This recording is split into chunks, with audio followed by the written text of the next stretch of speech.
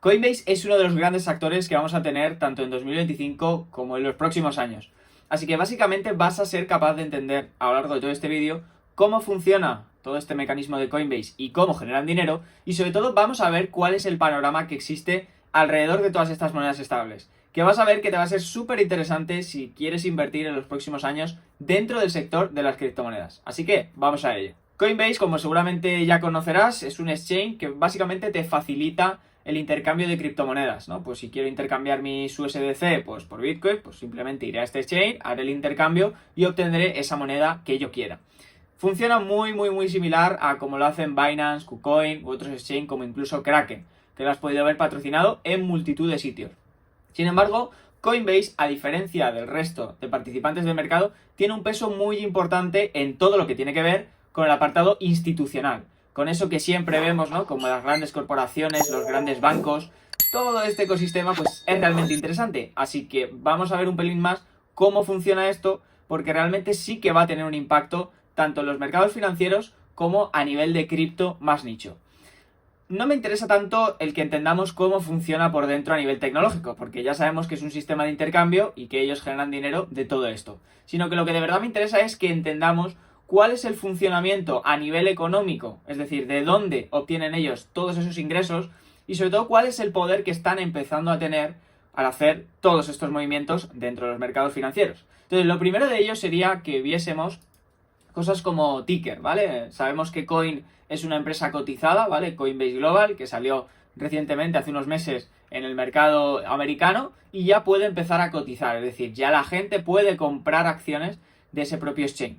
Pero como sabemos, ese exchange lleva aparejado multitud de cosas, entonces te puede ser interesante también si estás decidiendo o si te interesa llegar a invertir en este tipo de activo, más una acción y no tanto una criptomoneda. Como siempre, esto lo tendrás que analizar, no es que sea un consejo de inversión, sino simplemente te doy información sobre lo que yo considero que puede ser interesante analizar.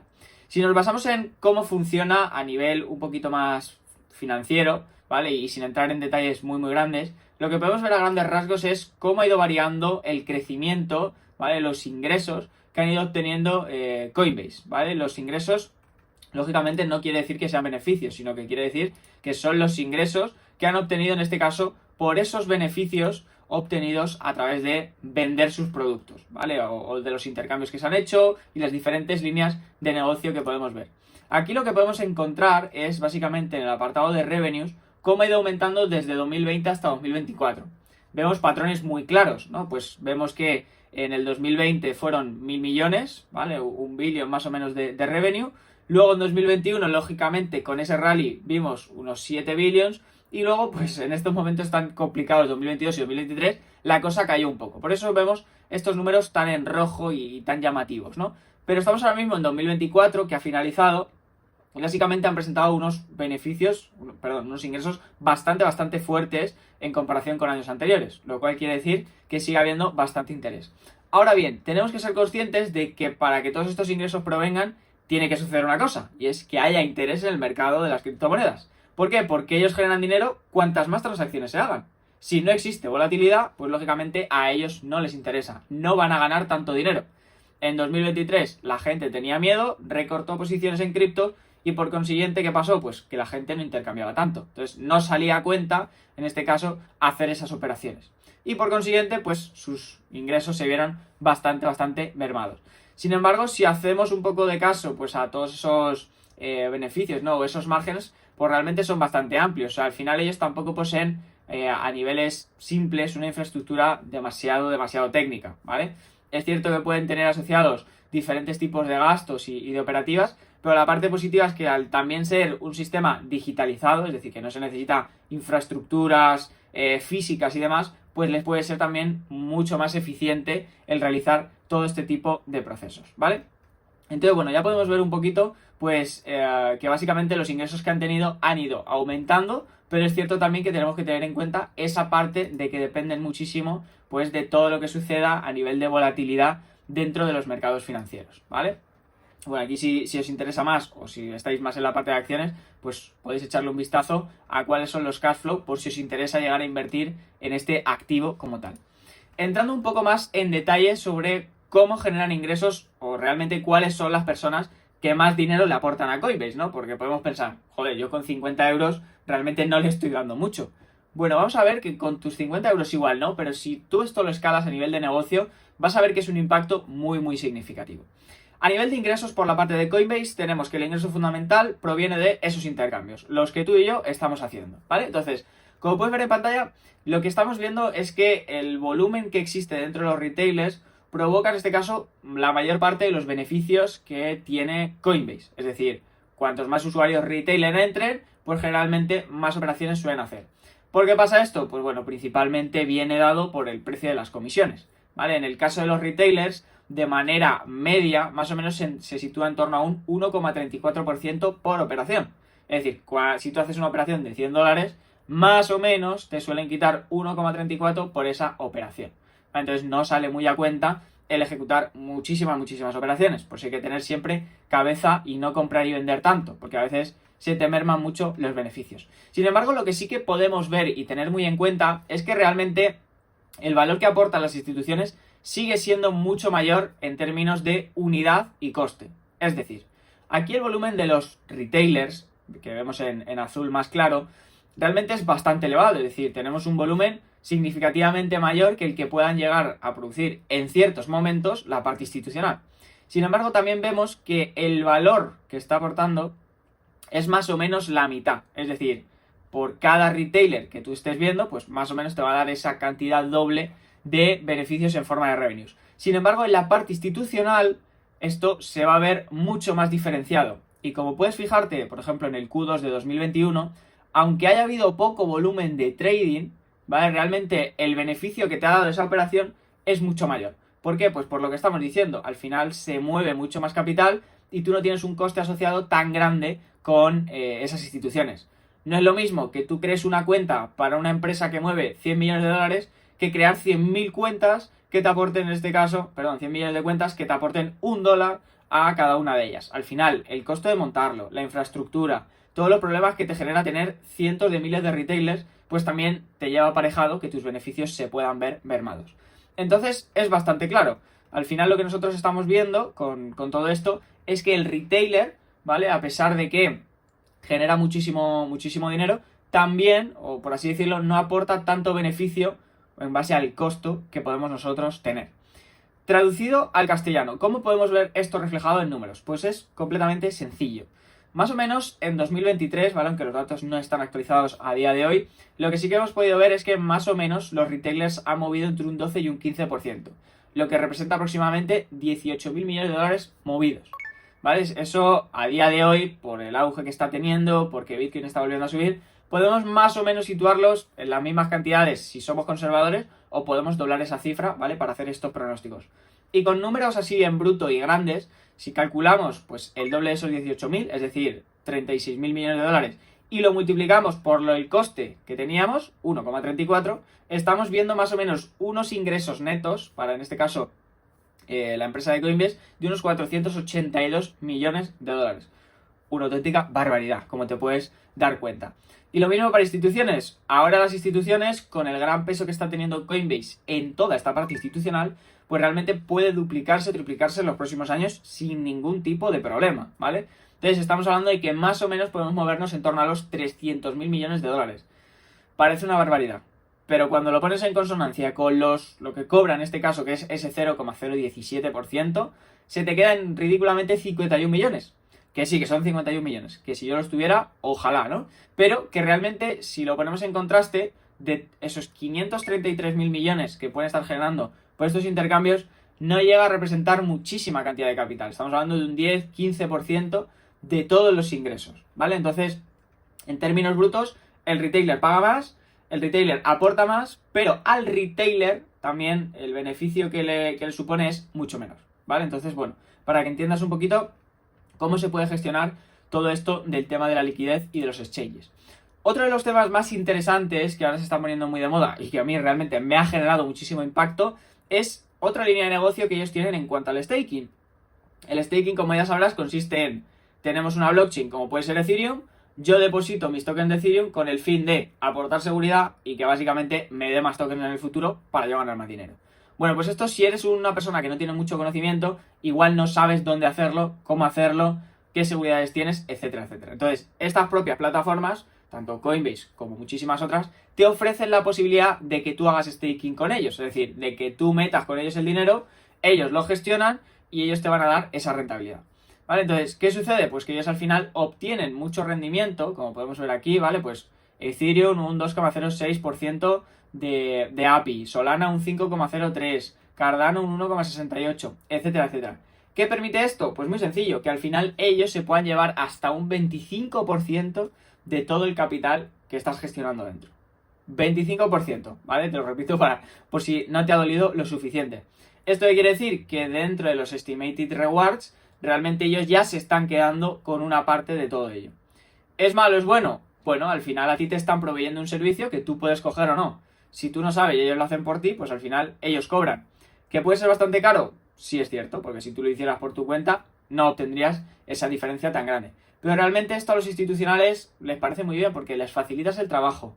Realmente no tienen que estar pensando en a dónde me tengo que ir, tengo que mover el capital, qué pasa si lo pierdo, no tengo garantías. Aquí al final estás bajo la seguridad de Coinbase, o sea que al final tienes bastante más protegido tu capital. Para ver esto más en detalle, veamos un ejemplo. ¿Vale? Supongamos que el usuario realiza un proceso de validación, ¿vale? Entonces tú aquí realmente lo que estás depositando son dólares para poder hacer ese staking. Imagínate que un usuario deposita $1000 en ETH, ¿vale? Dentro de Coinbase. Y que el API que ellos te ofrecen es de un 3,89%.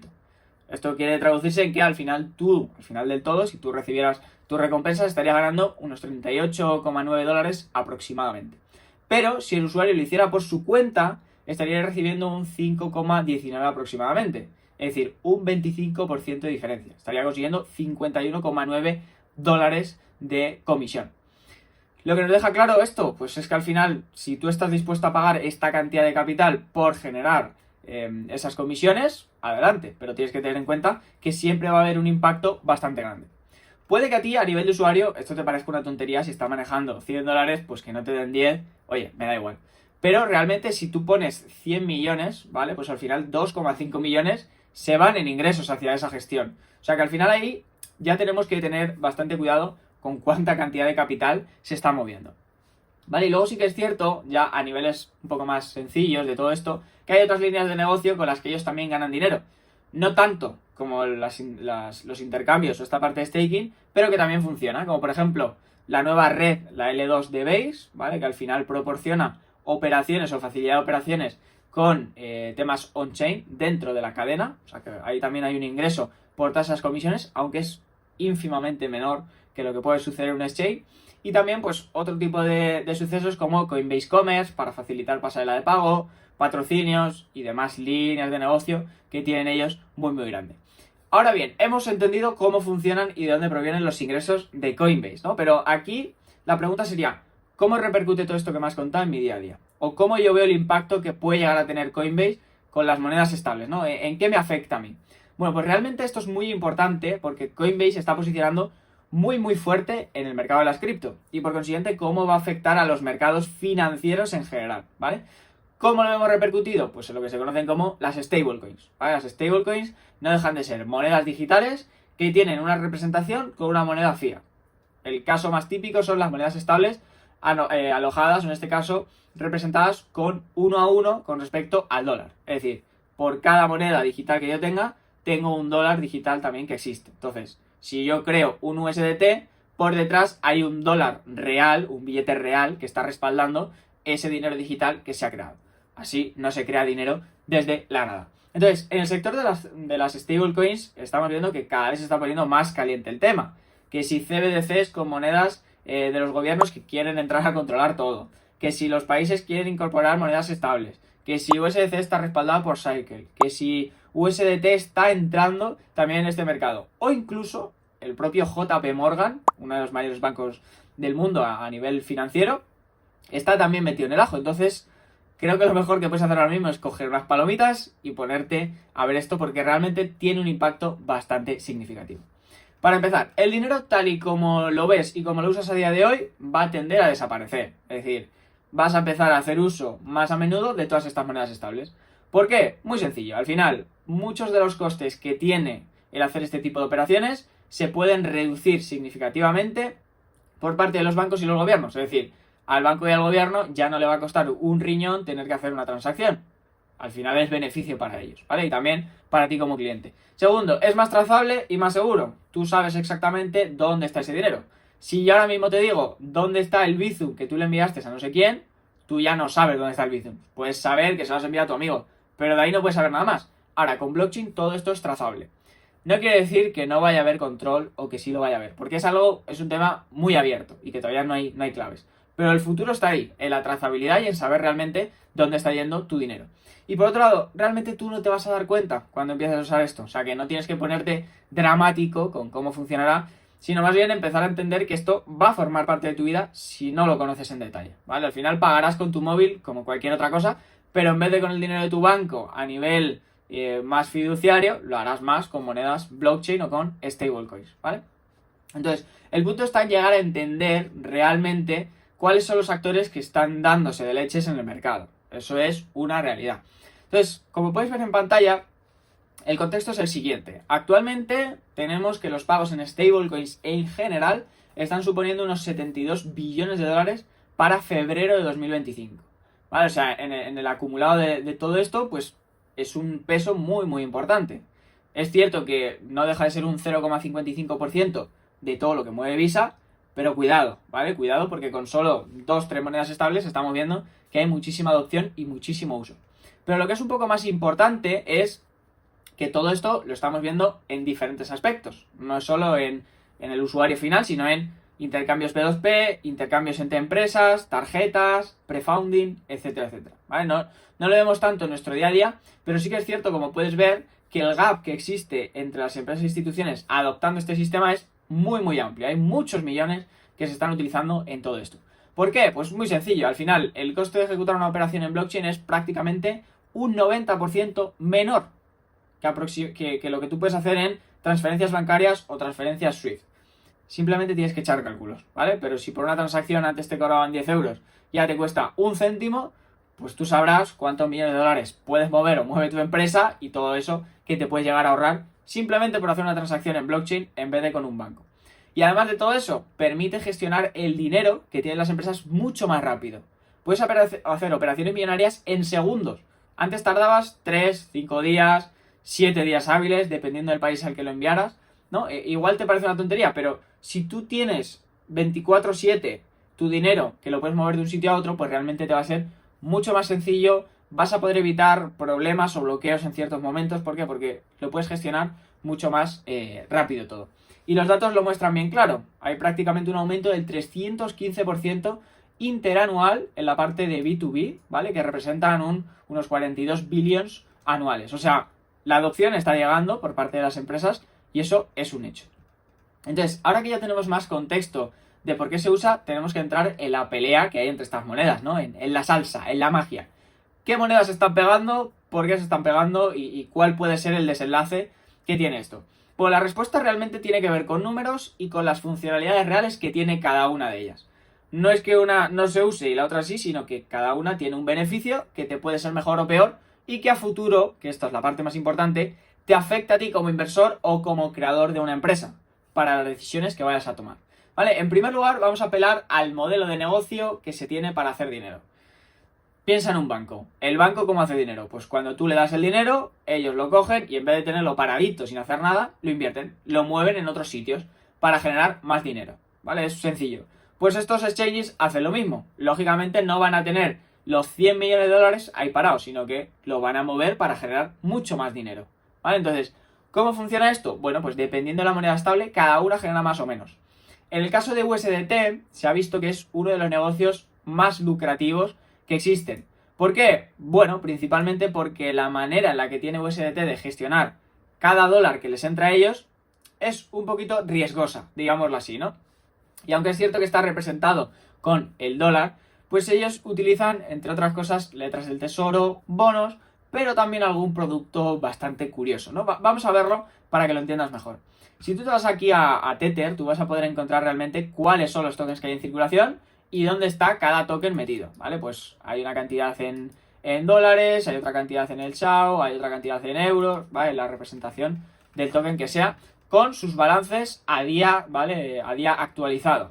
Cada día tienen que actualizar este reporte. Y aquí también puedes ver un desglose de cada token dentro de esa cadena. Por ejemplo, de todos los millones que hay, ¿vale? De estos 157 que existen en USDT, pues realmente tienes unos 80 en Tron, en Ethereum tienes 73, en Solana tienes 2, ¿vale? Es decir, va a ir bajando, va a ir disminuyendo, pues en base a la red en la que se tenga todo ese capital. Y aquí lo puedes ver.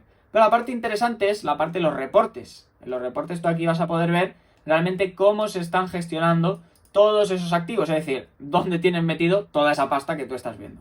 De aquí lo puedes ver, ¿vale? En primer lugar tienes todos los assets que tienen, es decir, tienen una cantidad de assets de unos 149 billones, de los cuales en préstamo, en liabilities, tienen 143, ¿vale? O sea que tienen un equity, un valor realista, ¿no? De unos 5 billions, prácticamente 6.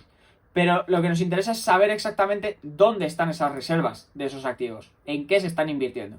De aquí podemos ver que el 82% está en cash and equivalents y short term, es decir, en liquidez, que se puede usar en cualquier momento, o en cosas y productos financieros que pueden ser utilizados rápidamente para pagar, ¿vale? Como un depósito. Pues el depósito lo puedo cancelar bastante rápido. De hecho, aquí podemos ver que el 80% de este 82% está en bonos del Tesoro americano. O sea, bastante seguros. Luego vemos también que hay Overnight Reserve Reports, ¿vale? Como recompra de reverse, de agreements. También tenemos una parte en Money Market Funds, tenemos una parte en depósitos fiat, que simplemente se guarda en un depósito bancario, pero realmente el dinero está invertido. O sea, simplemente en cash hay un 0,05, o sea, nada, irrisorio, ¿vale? Y la otra parte, el prácticamente 19-20% restante, está un poquito en bonos corporativos, es decir, en bonos de empresas que tienen un poco más de riesgo, en metales preciosos como el oro, la plata, etcétera, etcétera. Y luego, una cosa muy interesante, en Bitcoin. O sea, compro dólares, compro USDT y me lo estás invirtiendo en Bitcoin. Entonces, ¿qué pasa si Bitcoin cae? Bueno, pues ya te puedes hacer un poco la idea de cómo puede llegar a cambiar o alterar realmente los flujos que tengan. ¿Vale? Pero si te metes en el informe, que se tiene que hacer mensual o trimestralmente, pues aquí vas a encontrar también un poco de info o de datos más en bruto sobre dónde está ese dinero, ¿vale? Y vemos que en Bitcoin pues hay prácticamente 7 billones, si no me equivoco, de dólares metidos en este activo. O sea, es una cantidad muy, muy grande, ¿vale? La que se está metiendo para una inversión como es al final un token estable. Así que aquí puedes ver los informes para ver exactamente cómo se reparte el capital y que tampoco tengas miedo de, oye, ¿qué pasa si realmente no hago las cosas bien? ¿Vale? O qué sucede con todo esto. Pues bueno, aquí también puedes identificarlo. Y la otra pata sería la pata de Circle, ¿vale? De USDC. Tienes que entender que USDC es la representación igual que USDT, pero creada por otra empresa. Una empresa que se llama Circle, ¿vale? O Circle, que ha salido recientemente a bolsa a cotizar, pero que tiene un interés muy, muy elevado con Coinbase. ¿Por qué? Bueno, pues porque le ayudó con temas y problemas que hubo con el cierre de otros bancos como Silicon Valley Bank, para que no cayera. También ha habido cierta ayuda en la parte de la creación de esta moneda estable, de la liquidez, de facilitar el comercio. Así que, por así decirlo, tenemos USDC, Circle y Coinbase que tienen muchísima relación entre ellas y que prácticamente se tienden a agrupar en un mismo sitio. Pues bueno, si nos fijamos en esta moneda estable de USDC, que siempre va atribuida, como digo, a Coinbase, también podemos ver todos esos reportes financieros para que veamos exactamente cómo está la situación de todos esos activos. ¿Y aquí cuál es la diferencia fundamental? Pues bueno, que la cantidad de dinero que ellos tienen sí que son, en este caso, en Treasury Securities, es decir, en temas de gobierno estadounidense, pero con un nivel de riesgo extremadamente bajo. Pues viene a ser como un bono, como una letra del tesoro. O sea, realmente el riesgo es muy, muy escaso. La parte buena, que también puedes consultar aquí, pues cuáles son los maturity date, es decir, cuándo van a caducar o cuándo se cancelarían todos esos contratos que hay abiertos, ¿vale? Con esos activos y con esas operaciones. Así que aquí lo puedes ver realmente cómo funciona, ¿vale? Tienes diferentes modelos, pero al final el resultado que a ti te interesa es saber cuánto está cubierto, ¿vale? Y te dicen que del total de las reservas, pues hay 60 billones que están bien cosechados, ¿no? Bien trabajados y guardados. Así que esto te puede ser realmente interesante para evaluar todo ello. Dicho esto, a nivel económico, pues puede que a USDC no le salga tan rentable tener este tipo de herramientas, ¿vale? Es decir, que no sea tan lucrativo, pero es cierto que también aporta mayor seguridad. Y por si fuera poco, que estos dos no te han parecido suficiente, hay otro apartado muy interesante, y es que también está apareciendo la nueva modalidad de JP Morgan. Como ya sabemos, el banco de JP Morgan pues ha creado su propia moneda estable. Parte interesante, va aparejada con el dólar, pero solo está permitido para clientes institucionales. Ni tú ni yo lo vamos a ver por ningún sitio, ¿vale? O sea que no nos afecta tanto. El desenlace de esto sí que es cierto, y es que los rendimientos y la facilidad que puedan proporcionar JP Morgan para los grandes fondos, pues también puede que arrastre cierta parte de ese capital. Es decir, si soy un fondo, en vez de meterlo todo a Circle o todo a USDC, pues lo voy a meter una parte en esta pata de JP Morgan, que también me da pues esa seguridad. Entonces, bueno, al final también en esa parte más big companies, etcétera, etcétera, de uso más corporate, va a estar o puede estar mucho mejor posicionada la stablecoin de JP Morgan. Lo veremos más en detalle porque es cierto que tienen también buenos rendimientos para todos esos usuarios, pero bueno, al final es interesante que lo tengamos en cuenta, ¿vale? Y que puede ser bastante usado en el punto B2B. Desde un punto de vista no económico, sino jurídico. ¿Cómo sucede esto? Bueno, pues desde la parte jurídica realmente no hay mucho impacto a nivel legal, es decir, estas empresas están cubiertas por las Islas Caimán o las Islas Vírgenes Británicas, o sea que no van a tener muchos problemas, pero lo que sí que puede existir, de hecho ya existe, son los bloqueos gubernamentales, es decir, yo como país te bloqueo a que puedas emitir o puedas comercializar este activo dentro de mi jurisdicción. Consiguiente, tú como usuario en España no vas a tocar esta criptomoneda, no te permito que lo hagas, y eso te pone un bloqueo bastante grande para comercializar y llegar a muchos usuarios. Por la parte de USDC, ¿vale? y la pata de Coinbase están súper bien asentados en todo lo que tiene que ver Europa y sobre todo la parte de América, ¿vale? De USA. ¿Por qué? Bueno, pues porque están de acuerdo con la jurisdicción de MiCA, han pasado por el aro, y por la jurisdicción del Genius Act, que ha salido recientemente en Estados Unidos. O sea que se permite comercialización prácticamente mundial sin ningún tipo de restricción. O sea que no tiene mucho problema.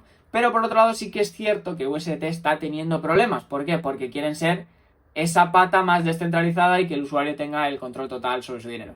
Bueno, cositas que suceden por el camino, pero lo que sí que es cierto es que ya está teniendo problemas. ¿Por qué? Porque en algunos sitios, por ejemplo, el caso de España, tú ya no puedes operar con USDT en muchos lugares. Si estás en Binance, por ejemplo, comercializando, USDT ya no está, ya no existe, está deslistada. ¿Por qué? Porque no pasa por ese marco regulatorio. Así que bueno, esa parte hay que tenerla un poco más en cuenta. Y luego JP Morgan, pues también está dentro de la jurisdicción y no va a tener ningún problema, principalmente porque se ha construido con bancos y con el propio gobierno, o sea que no van a tener ningún tipo de inconveniente. Y por último, dentro de esta batalla tenemos la parte del custodio, es decir, dónde se guardan todos esos dineros que estamos teniendo en cuenta. Bueno, pues el que mejor posicionado está, bajo mi punto de vista, es Coinbase también. ¿Por qué? Pues porque ellos tienen un servicio de custodio de esos activos en wallets frías. Es decir, si tú como inversor metes muchísimo dinero, a ti te va a proteger el propio Coinbase. ¿Por qué? Porque tienen unos sistemas de seguridad en donde almacenan todos los datos, etc, etc.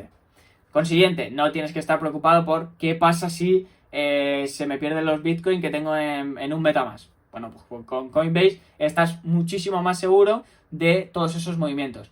Y de hecho, pues ellos te garantizan esa seguridad, lo que a nivel institucional te proporciona una mayor seguridad.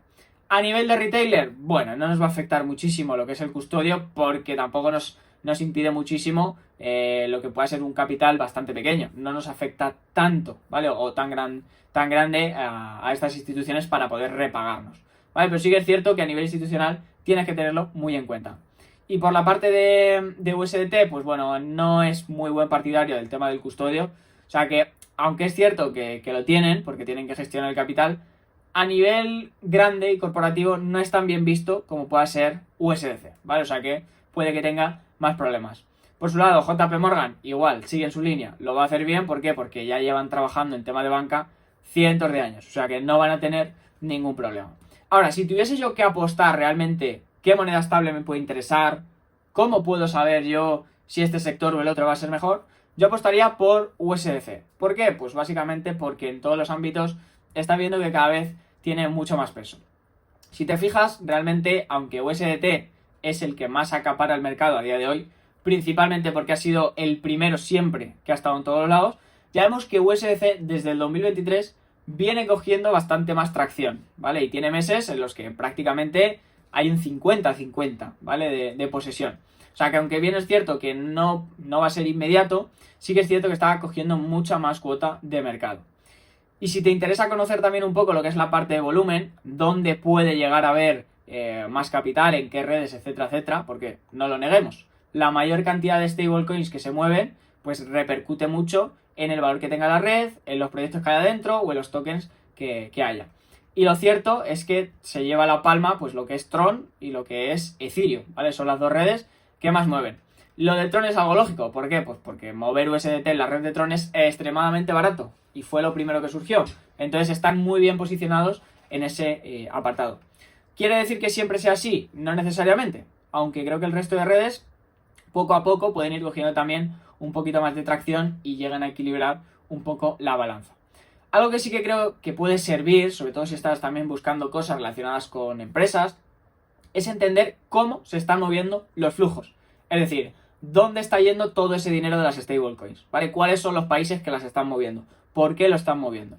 Bueno, pues sucede algo muy curioso, ¿vale? Como puedes ver, mientras que la mayor cantidad de capital se está moviendo en los países ricos, es cierto que la mayor cantidad de uso retailer se mueve en los países subdesarrollados, como América Latina o algunas zonas de Asia, ¿no? Pues vemos que USA y Singapur tienen mucho.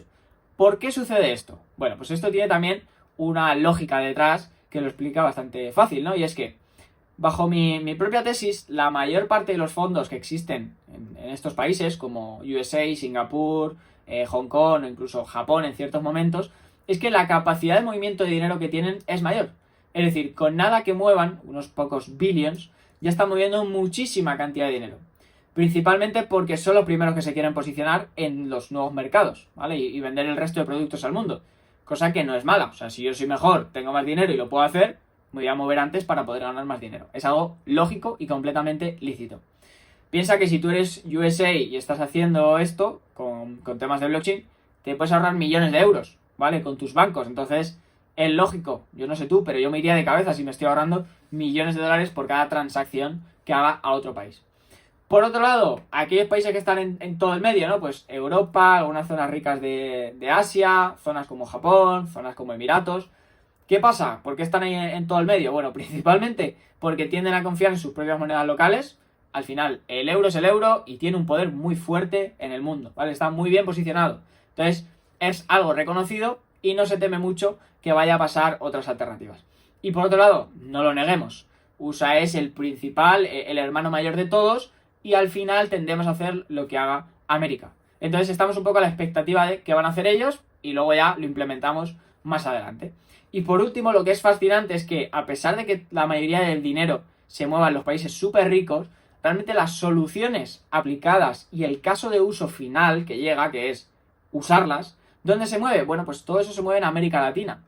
Y el motivo tampoco es muy difícil de entender, y es que las monedas de esos países tienden a estar muy devaluadas, ¿vale? Y aunque sean dólares en el banco, los gobiernos pues tienden a ser acaparadores, usurpadores. Veas el caso de Venezuela, ¿no? Que te lo tienden a coger todo. Así que las alternativas P2P, de exchange, con stablecoins, etcétera, etcétera, permiten tener a toda la gente que vive en estos países más capacidad de ahorro y sobre todo tu poder de compra se vuelve mayor con respecto al de la moneda nativa, ¿vale? Que está altamente devaluada. De momento, en la mayoría de países, y por la lógica y la connotación que tiene, USDT tiende a ser más utilizado. Es un poco lo que hemos dicho. Así que también hay que tener cuidado con USDT porque se le está cortando mucho la valla de actuación y eso puede llevar aparejado que vaya a ser visto pues como Bitcoin al principio, ¿no? Solo para narcotraficantes. No quiere decir que vaya a ser así, digo que es como se va a tender a ver por parte del resto de usuarios, de los gobiernos, de los medios de comunicación, etcétera, etcétera. Así que hay que tener cuidado con todo esto, pero bueno, creo que te va a servir muchísimo para que puedas entender ya el qué tipo de moneda puedes usar, cuáles pueden ser aquellos negocios más disruptivos en base a los casos de uso, a las regulaciones y a las necesidades, y sobre todo que tengas una visión clara y a futuro de hacia dónde se está pudiendo dirigir todo este sector.